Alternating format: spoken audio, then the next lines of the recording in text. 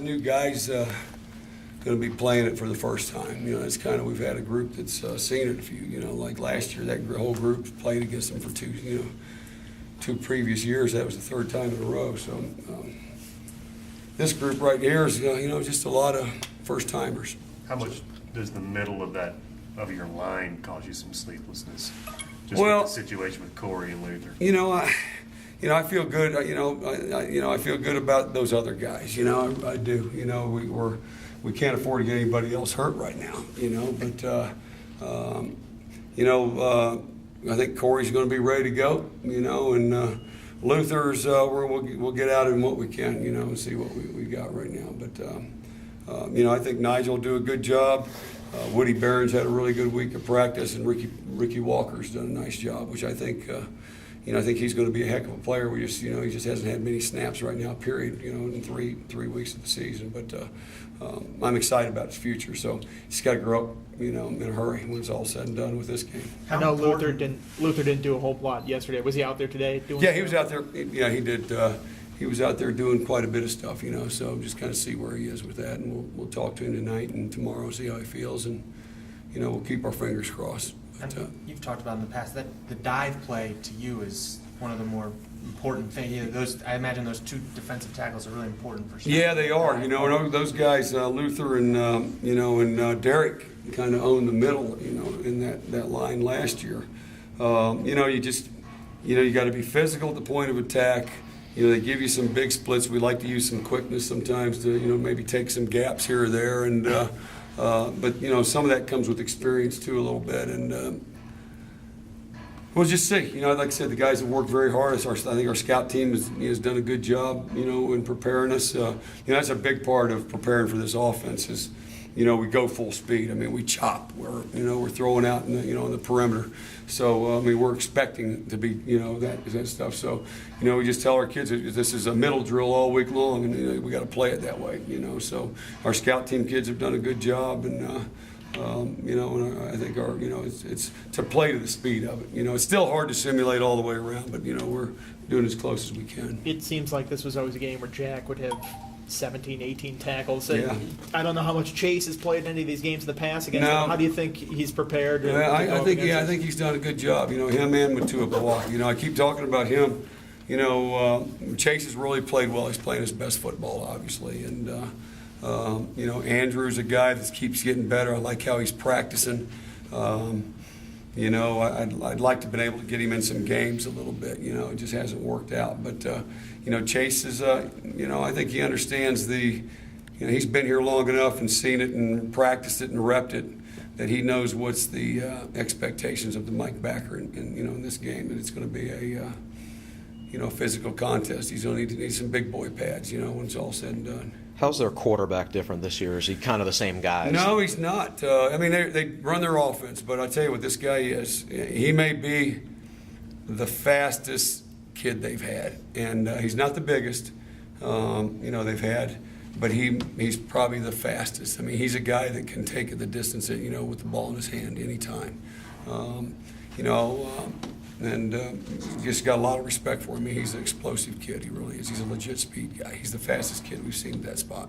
Obviously, we don't have to do it, but crash course of how do you get a chop block, a cut block off you? What's the? Is it well, what we're doing, obviously we're doing it in drill work. In team, if you're in front of a guy, you chop him. Now, we're not going to get a guy that's trying to scoop up to a linebacker and go like what they do. We don't do that because we don't want to roll up and risk anybody being hurt. But in front of you, they're trying to cut off a two shade, or if they're, that type of thing. You're trying to reach a three technique and cut him on a sweep. We're doing that, but then we're arcing on when they have their halfbacks going out and arcing on our corners or safeties. They're going out and chopping, that type of thing. And then, obviously, all of us are working chop block and individual work and that type of thing. So, and doing it full speed. What's the secret to? Yeah. Cut block. Cut block. I got a lot of stuff from the Georgia Tech fans about calling it Chop's chop penalty, cut is the. Yeah, it's all the same. All the same thing. What is it about getting your hands on the gun? How do you? Yeah, you got to focus on the blocker. You got to focus on the blocker first. You got to get your hands on and play with a good bend in your knees. Obviously when you're up front, and the guy in front of you, you got to get those hands on you quick. you know, when you're out in space, you got to protect your outside leg and play with a good bend in your ankles and knees and your hips, and you know, bench press that guy down and away from you. And if you need to, you need to give ground to gain ground, if that makes any kind of sense right there. You know, just to keep your feet. So, you know, the big thing is focusing on that blocker, because you know, and how we're fitting, we've got a guy should be outside, a guy inside, and a guy in the middle. You know, is what we're hoping to do, you know. But so you know where your help is, and let's make sure we leverage the ball properly. And if you're on the outside guy and they're going to chop you, that ball can't get outside of you, you know. So just working those fundamentals very, very hard. Over the last 5 years, 4 in particular, nobody's had more success against that particular offense than you. Well, let's say what our you've team, done. our team. Is it more just kind of getting guys to buy into assignments and what they? Well, have to yeah, do, you know, I or mean, is it from something you've done? day one, we always teach assignment football, you know, because there's still enough with the decide options and all that stuff. Who's got dive? Who's got quarterback? Who has the pitch? You know, and you know, we've been doing that from day one, and but yeah, it still makes you have to play assignment football. You know, if you have a misread or you don't take the, you know, if we're running a scheme and one guy's supposed to take the quarterback and he takes the dive, next thing you know, you turn the guy loose. I mean, that's where you've got to be consistent in what you're doing. And you know, that's, you know, with some of our calls, you know, when you had some experience that just you felt more comfortable going into a game. Let me say that, you know. I feel good about going. I mean, just with what we've done. But I know he's going to have a wrinkle. You know, St. Paul, he's going to have a wrinkle. We got to adjust to it. And it's always a chess match. You know, how he's trying to attack us a little bit differently, and then how we're trying to adjust to that. And you know, the big thing we haven't given up is the explosive run plays. You know, that's the one thing we haven't really given up the last few years. Now, they've hit us on a pass play or two, and they're going to do that. And, you know, and last week that wasn't our strength, you know, so I'm hoping we'll get back to that this week, you know. But, you know, last year they hit a couple plays.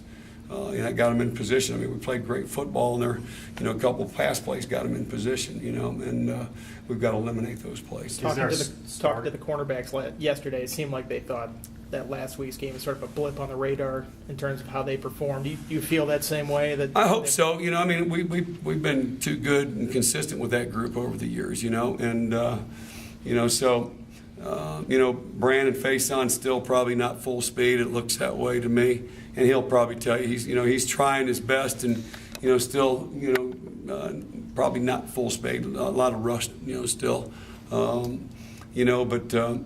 You know, Kendall Fuller played a heck of a football game. He continues.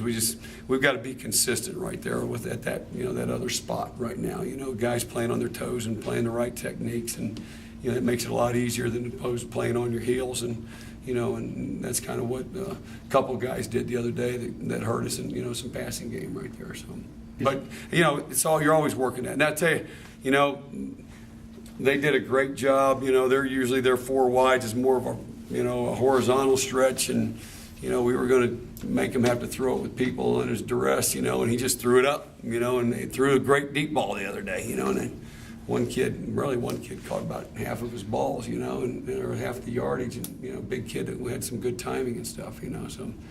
But we can be better. You know, we were in position a lot of times and just didn't make a play. You know, that's the disappointing thing. Do you expect Georgia Tech to attack you that way? They'll do that. I'm sure they're going to take some shots. You know, it seems like to me they're wanting to throw it a little bit more. I think they've thrown the ball a little bit more in these first 3 games than they have, you know, in the past. So, you know, he's about 60-40 run to pass on 1st and 10 to start. So that's when you're going to get your play actions and some of that stuff, you know. And 1st and 10 with he's about 80, 85, 88% run, you know. So you're getting your play action passes and some of that on early, you know, on 1st and 10 to start a lot, you know. So we'll see how that trend keeps going, and that, you know, he stays that mode. The size of Like their after all these years of playing against him, and now it's like 6-7 years you've played against this offense, it still sounds like you hate preparing for it. Yeah, it is. I mean, I'll say this, you know, the last 3 weeks, counting this one, I mean, we played just a totally different group. I mean, I don't know how you can be from one extreme to the other. And, you know, we went out there this week and playing just zone coverage with our, you know, our base defenses. It was like our guys were all over the place, you know. And it's just, you I'd like to get back to something. I don't know if there is such a thing as conventional offense anymore, though. Doesn't To anybody be play honest, pro style anymore? nobody does that. Or I mean, pro can be just Right, yeah. run the zone play or whatever here and there. But yeah, not much two back anymore. Which you don't. I don't. That doesn't bother me. But just what we're seeing, so much extreme. I mean, really, what we saw from Ohio State is a lot like this group, but just total different setup, though. You know what I mean? But they've got the same philosophy as far as wanting to run the ball and get the ball in some dynamic kids' hands and all those kind of things. So, When you start prepping for this kind of offense, is there a starting point, either conceptually or technique-wise? Do you the first thing you kind of bring up, is it about getting off those blocks, or? yeah, it is. I mean, we play certain techniques that we change up. So we get back to really the first day, like this Sunday, we went back and just had individual periods and just worked on certain things. And then, when we do our team stuff, we just very basic at first. And then you start mixing in your movements and different things like that. And, but just getting the guys, getting to the speed of it, getting the offense to the speed. I mean, I'm probably getting after the offense's tail more than I am our guys, because I want the offense. They gotta have to give us great effort to simulate this thing, And so, but that's where it starts, Just we're changing up the technique a little bit, but we got to be good at it, So you got to rep it. So. Are Williams and Barron, are they interchangeable at those tackle spots? They can be. Those two can be. Ricky Walker probably is not. Which spot is Ricky? I can't remember if he's on the left side. I think he's on the left side because he's a right-handed stance, for us. So if Corey goes and Luther doesn't, does Nigel the next? Yeah, he could. Yeah, he'd be the guy right there. Those two can play. Woody and Nigel can, interchange, and I believe Corey could too, because he's played in for us in the past, and left and right. So.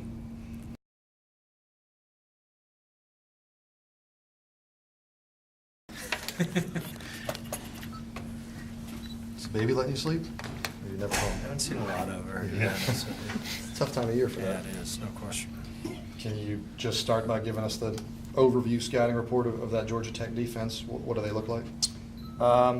They're a typical Georgia Tech team. I thought last year they were, whenever it was the first time I've ever played against Georgia Tech, Ted does a great job. They're disciplined, they run to the football, their technique's sound. They do a lot in the back end coverage-wise. They run different zone coverages along with man coverage. I think their linebackers are very good. I think they're just a sound football team all the way around. And just like I said, I mean, there is no week whatsoever that we can not come out and have our best performance. So that was a direct result. If you look at last week, I was extremely nervous about last week, and it was my nervousness ended up being Drew. Looking at last week, it seemed like early on you guys had some big plays that were there that you just barely missed on. How close were you, and is that encouraging? Or No, the first half, I would say the first 3 quarters, we weren't there. I thought our effort was good, but we had more opportunities in the East Carolina game than we probably had all season long, and we didn't execute. We had the first 3 times the quarterback dropped back to pass. We had protection problems that were just completely bust in protection, which got the quarterback hit, and we just didn't respond in the first 2 quarters, first 3 quarters whatsoever. And we woke up and decided to execute in the 4th quarter, came back. But it's like two edges of a sword. You're really disappointed about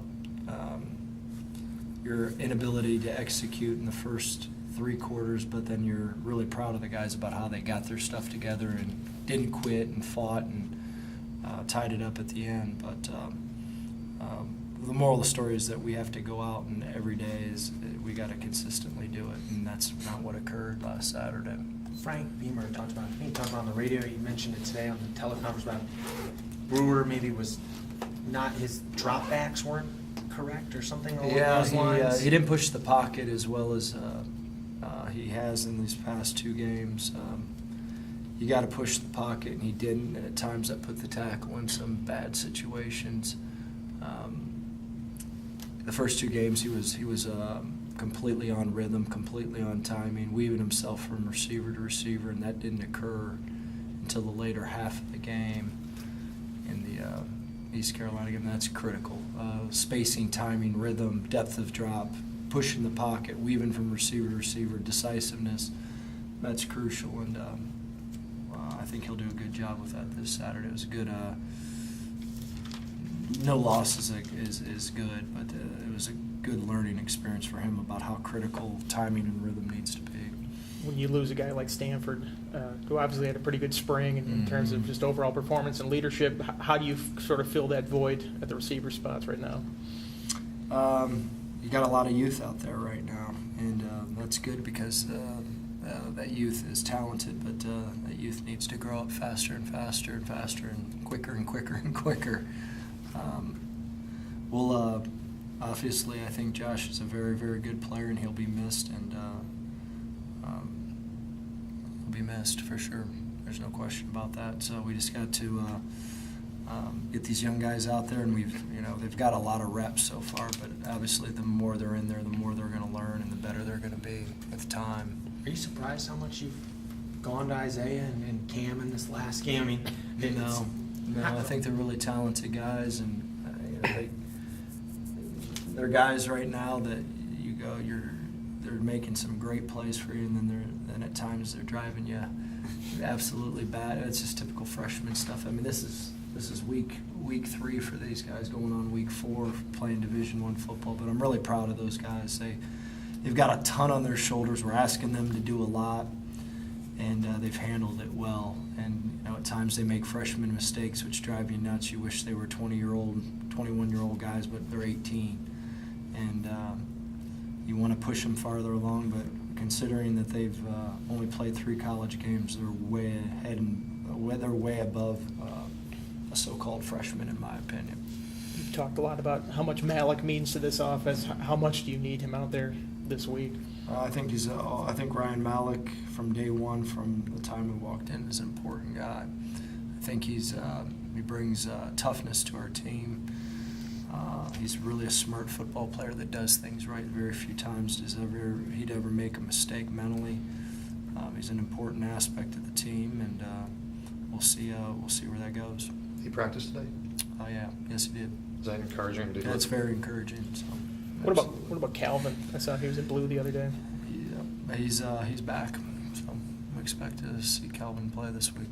Do you feel, I know you talked so much going into the year about improving the run game, and obviously down 21-0 is not a great time to run the football, but do you feel like you see the improvement you were looking for, or still working? At times in the game, I mean, we threw the ball we had 60 attempts, 56, but actually we dropped back 60 times total. I thought that we were completely out of sorts, out of whack. That was nothing how we planned on going into that game.